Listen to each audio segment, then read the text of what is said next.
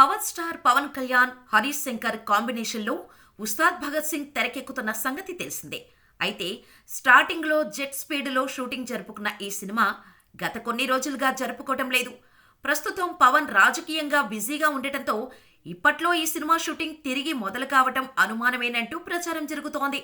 అందుకు తగ్గట్టే రీసెంట్గా మాస్ మహారాజా రవితేజతో కొత్త సినిమా అనౌన్స్ చేశాడు హరీష్ శంకర్. దీంతో ఉస్తాద్ ఇప్పట్లో లేనట్టేనని అనుకున్నారు. అంతేకాదు, ఏకంగా ఈ సినిమా ఆగిపోయినట్టుగా పుకార్లు షికార్లు చేస్తున్నాయి.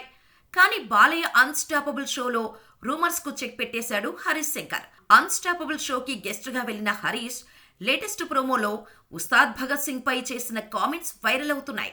ఏంటి బాబాయ్, హాలిడేసా, ఫ్రీగా ఉన్నావ్ అని హరీష్ శంకర్ ను బాలకృష్ణ అడగ్గా, గ్యాప్ మట్టుకు వెకేషన్, సినిమా రిలీజ్ అయితే సెన్సేషనే అంటూ బదులిచ్చాడు హరీష్ శంకర్.